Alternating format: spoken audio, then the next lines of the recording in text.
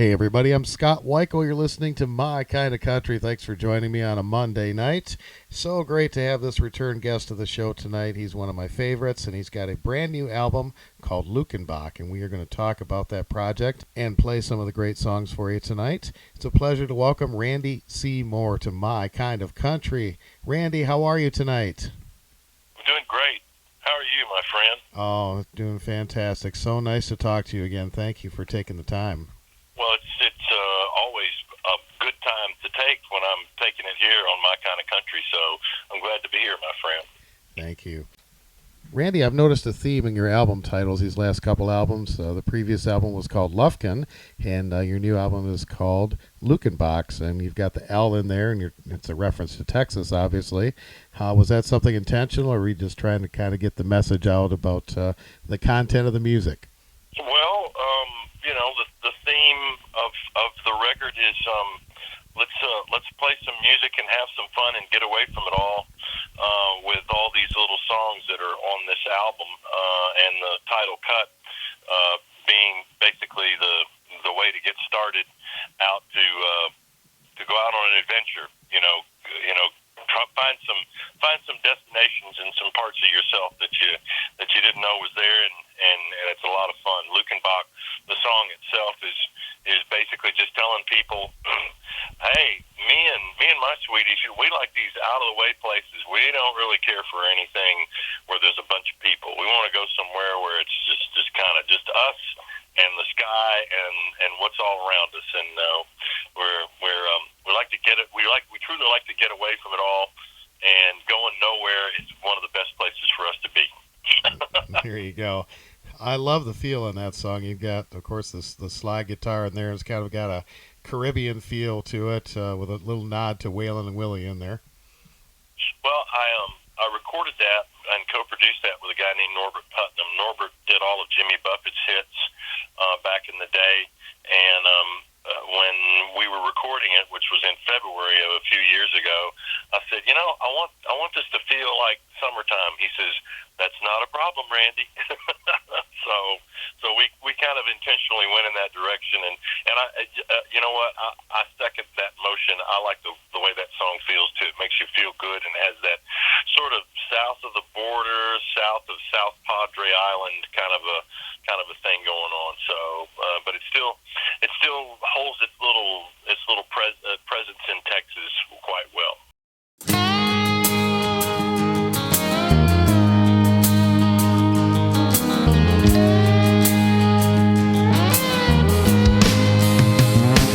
We spent too many TikToks working the time clock dead on our feet. Too many nights going to bed, just going to sleep. Ending the days like they begun, never dancing to the beat of the drum, leaving me begging the questions I'm asking you now. Do you want to go to Luckenbach, Waylon and Willie, feeling no pain? Or go walking up dry pulp roads, make a little loving in the summer rain? Take another trip to Arizona, watching the sunrise over the mountaintop. When you're in love, it doesn't take a lot, like you was going back to Luckenbach.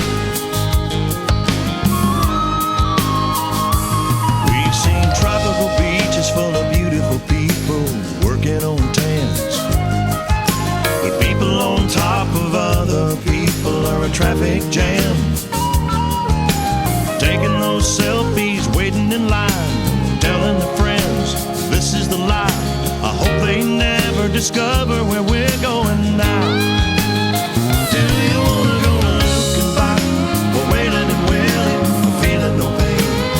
Or go walking up dry fork roads, make a little loving in the summer rain? Take another trip to Arizona, watching the sunrise over the mountaintop. When you're in love, it doesn't take a lot, like you was going back to Luckenbach, where the complicated tears and the fabricated fears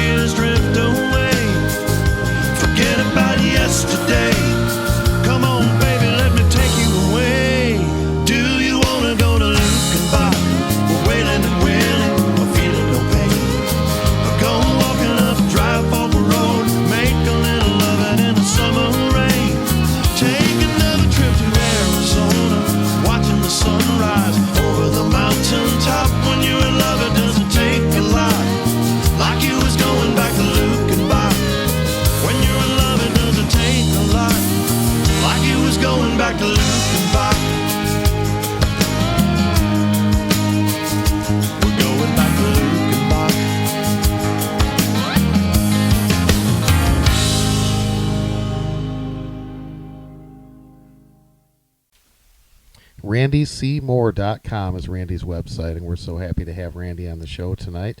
We're talking about the album Luckenbach, and folks, we will make sure and have that information on our Facebook page too. A lot of the songs on here are a little bit more of I guess maybe an edgy sound for you, a little more of that, Texas underground sound, I guess maybe is what I would call it. Yeah. Well, it's got more electric guitar on it than my last couple albums, and the ideas and the songs themselves are a little edgier. So I sort of I try to play to the strength of the lyrics and of where the song is going in order to basically illustrate, what's happening. When we do music, as you well know, we're not really trying to show off or sell words. We're not really trying to show off or sell notes or chords. We're basically trying to convey a feeling and an emotion. So that's intentionally done. So the album is a little edgier, especially edgier than Lovkin was, which was real bare bones and basic and kind of down on the ground with a lot of acoustic guitar and some steel and stuff like this. And this one's got a little bit more bluesy guitar on it. It leans a little more to for fans of some older music. It leans a little more towards Joni Joe White and things like that. Yeah, so. yeah.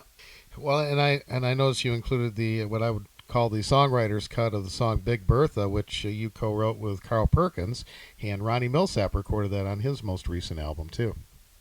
Yes, this is the version that was recorded that they basically listened to make their record off of. It's different from theirs, and it was recorded down at Sun Studio in 2003. There's two songs on this album that were recorded down there that night. I went down to Sun Studio to basically just pay the people there to give myself a birthday present. I took my band in there, and we stood on the studio floor from 7 o'clock in the evening until after midnight, just playing music. I told the guy in the control room, I said, I really don't want to hear any playback. I don't want to hear what we're doing. He goes, you don't want to know if everything's good? I said, no. I said, I don't care. I said, if it doesn't turn out good, it's okay. I'm here to have fun and play in this historic room. So that's what we did. We just basically, we ended up putting 19 songs down that night.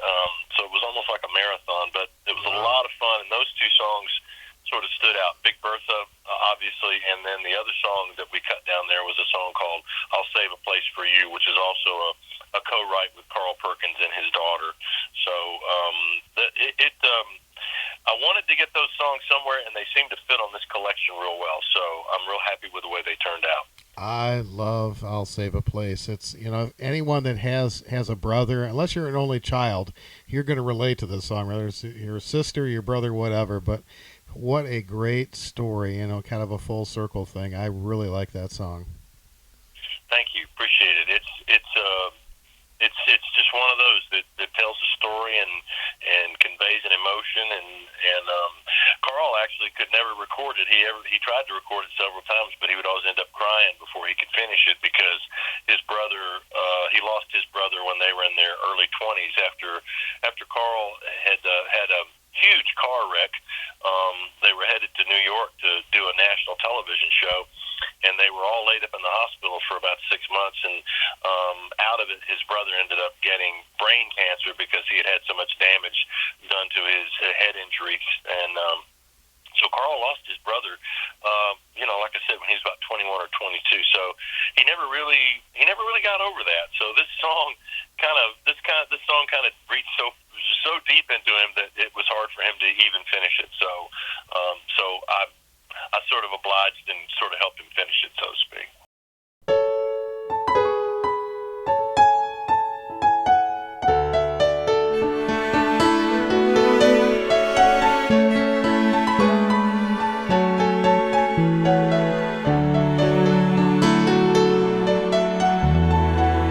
Slow down, Tommy, please wait up. I can't run like you. It's 8 o'clock, we missed the bus to take us off to school. I hear it stopping down the road, so you go on ahead. Looking back and through a smile, my brother Tommy said, I'll save a place for you right next to me. Don't worry, no one else will take your seat. I'll tell the man, don't close the door. You won't have to run no more, just like you know I always do. I'll save a place for you.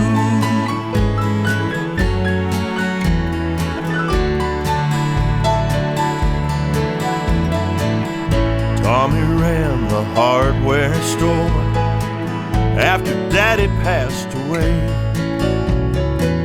I played football on scholarship down at Memphis State.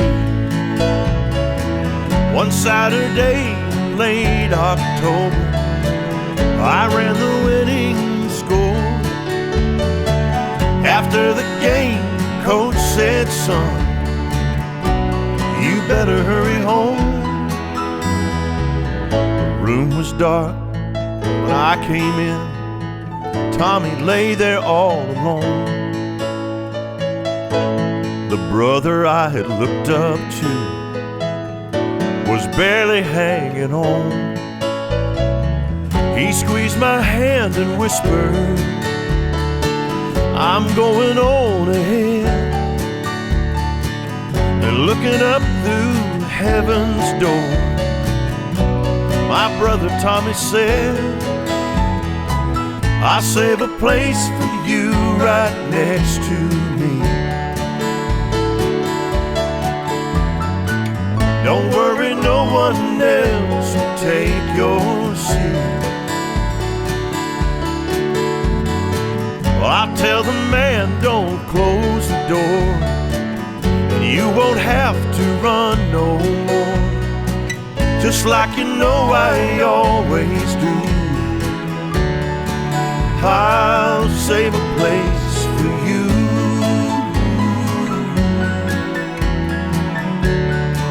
You know I'll save a place for you.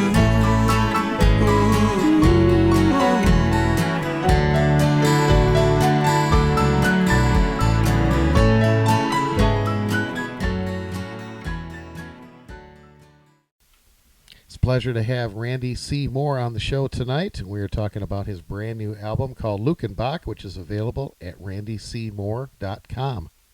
Tell me about before Elvis, and you mentioned your Uncle Gene in there. I'm assuming that this is a true story. It is. My mother moved to Memphis because she got a job working for an insurance company there, and her parents were divorced, and so her little brother was still in school, so he moved to Memphis with her, and my grandmother moved there. So she had my grandmother and her little brother living there in Memphis with her while she's working. Well, my uncle, who's my mom's little brother, I know I'm just trying to make sure everybody keeps the pieces in order here. Uncle Gene was going to high school, and he liked a girl that was going to another high school that he wasn't going to, so he just quit going to his and started going to hers. I guess in 1953 you could do that. They noticed that you could just School of choice, right? Well, anyway, yeah, the school that he started going to, where the girl that he liked, was Humes High School, and that was where Presley was going to school at the time. So he met Elvis and was in class with him, and hung out with him at school, and he noticed all these strange things about him. That he was like everybody else back then. All he thought was, well, he's just an odd kid, who doesn't fit in, and he's sort of the joke of everybody. And of course, it didn't turn out to be that way. So he told me this story, and he fancied himself writing songs himself, because he and I had written a few songs, true story songs that he had. And so he said, well, this would be a good song, wouldn't it? I said, sure will, Uncle Gene. I said, why don't you write it down? So he wrote it down, and it was about 300 verses long. So I said, I'm going to have to shorten this a little bit if that's okay. So we brought it down, and the main idea of it is before Elvis was the king, he was just a high school teen. So that's the premise of the story. And I was asked recently. They said, why are you putting a song about Elvis on this album? I said, well, there's a big movie coming out this summer, and it's probably going to be one of the biggest movies of the decade. It's a motion picture that stars Tom Hanks as Colonel Parker, and it's a film about the life and times of Elvis Presley. And I said, I'd kind of like for this song to be out there so people can hear a little interesting, anecdote, little story about the king of rock and roll, back in his high school days. So that's kind of the deal. And also too, I just loved old Uncle Gene. He was such a great guy, very spiritual guy. And so he's not with us anymore, but I know he's enjoying the way this thing sounds when I got it done. So. Let me tell you all a story about my Uncle Gene. See, Uncle Gene was just 16 in 1953. He was a junior at Humes High School in Memphis, Tennessee, when he met this kid in English class who changed all history. So come on, my friends, I'll take you back again in my rock and roll time machine.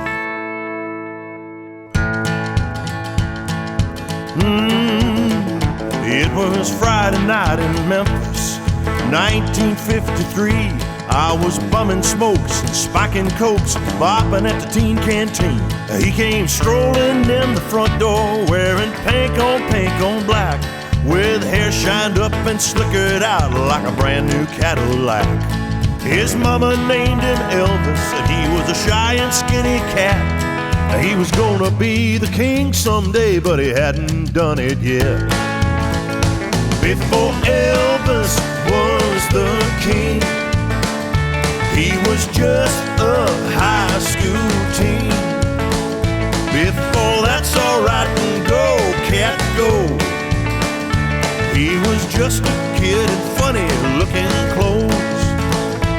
You wouldn't have believed it if you could have seen before Elvis was the king. Look out now, I'm gonna tell you a little bit more. Here we go. We'd always call him Sissy Boy, but the girls are fascinated by the way he raised his upper lip. Somehow it drove her crazy. He had an old beat-up six-string guitar with a rocking little sound. And when he played a high school talent show, he tore the whole house down. Nobody ever saw it come, least of all was me, till I saw him shake and rattle the world on national TV. Before Elvis was the king, he was just a high school teen. Before he ever made his story, it was metal shop, math and chemistry. You wouldn't have believed it if you could have seen before Elvis was the king. Now rock it, little king.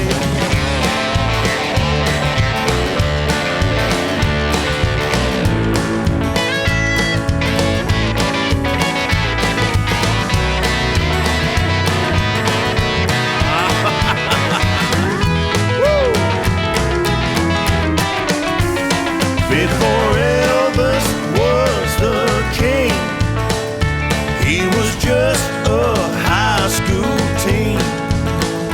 Before Hollywood, Las Vegas, and the world, it was driving shows, backseats, and trying to kiss a girl.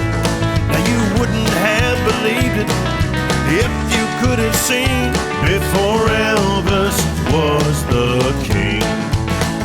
No, you wouldn't have believed it if you could have seen before Elvis was the king. That's just how Uncle Gene told it to me, and that's all right.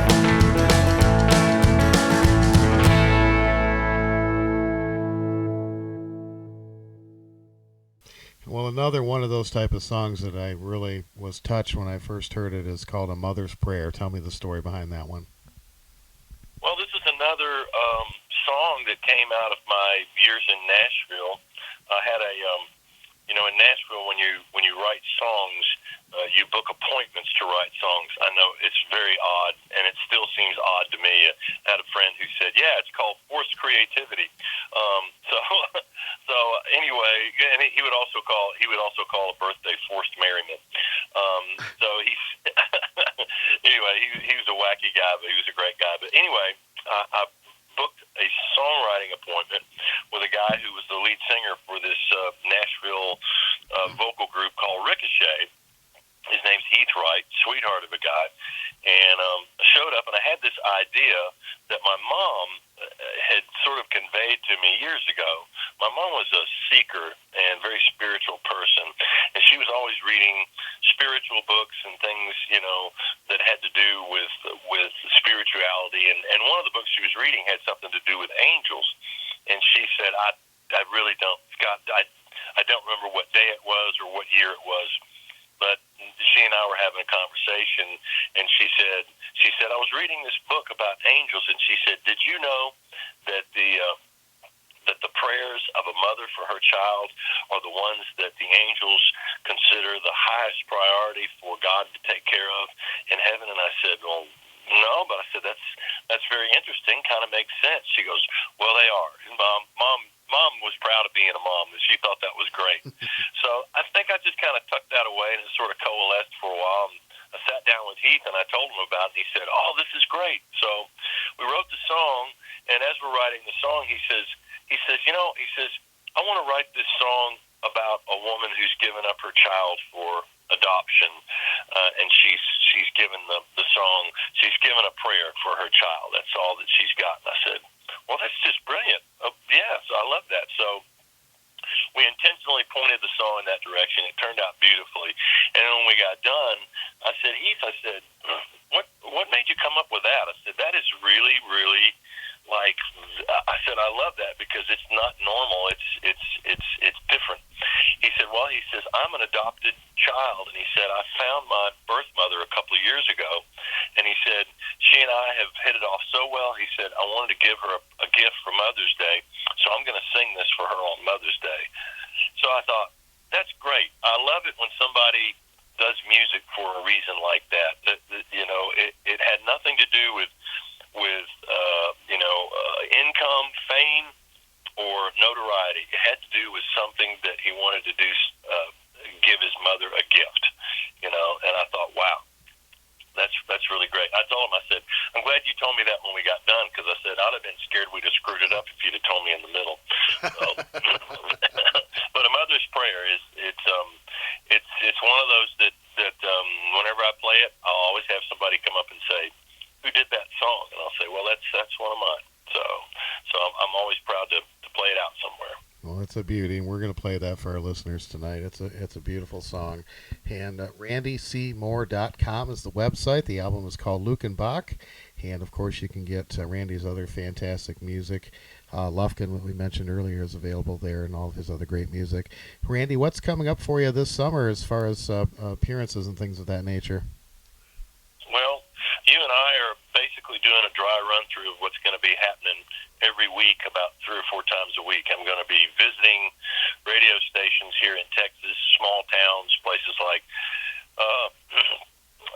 Kerrville, Comanche, Sweetwater, Abilene, Tyler, all over the map. I'm going to be literally all over the map, or I will be on the phone and talking about this record, talking about the lead-off single and title cut, Luckenbach. This spring and late winter, I played some shows for a few of the more prominent disc jockeys here in town at some different shows, and I played that song, and they got really excited about it. So it basically helped me make the decision to move forward to go ahead and create an album around the song, because I really didn't have an intention to put this thing out for at least maybe another year. I don't know when it was going to come out, but it sort of pushed itself to the front. And so I'm thinking, well, okay, this is an opportunity for this song to really do something, so I need to go ahead and get it going. So So I'll be traveling around a whole lot, and most of that stuff people can find on my website under my schedule, because a lot of those things are going to be aired live on the radio. So there'll be ways that people can click on and they can listen to me. And most of those shows, well, I'm pretty sure that practically all those shows don't even compete with your time slot. So I think we're good for that, right? That's good. Oh, there's so many great DJs out there, and we all work together with people like H.D. Ainsworth and Billy Bowles and Wes James, just so many of them. We all just kind of work together, and we share music, and it's a wonderful thing. We're not about competition. We're all about just getting the word out there and sharing this great music like what you've done here. All right, cool. Thank you for those kind words. RandyCMoore.com is the website, folks. The album is called Luckenbach, and we're going to play some more music from that for you as we continue with My Kind of Country. Randy, as always, I always enjoy our conversations. Thank you so much for taking time to be on the show. Scott, have a great summer, and I hope to see you in August down here, okay? Oh, me too. Me too. Thank you. And thanks again to Jenny. Give her a big hug for us, and hope to talk to you again soon. Yes, sir. All right. Here's Randy C. Moore as we continue with My Kind of Country.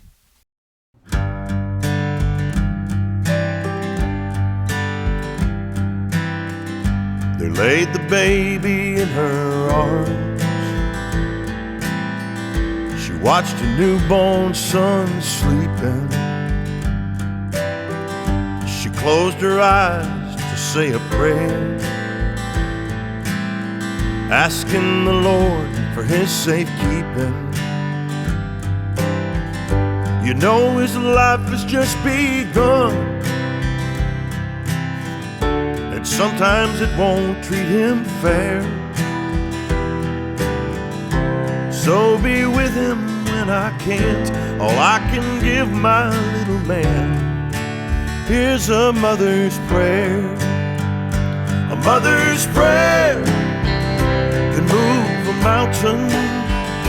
A mother's prayer is pure as gold, and the angels in heaven make sure she gets heard up there. 'Cause there's nothing that's more precious to God's ear than a mother's prayer.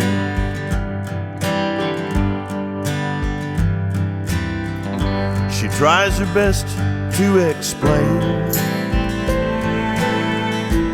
as she holds his little hand, saying you're meant for better things. My hope is you will understand. Now all the papers have been signed, and your new home's waiting there.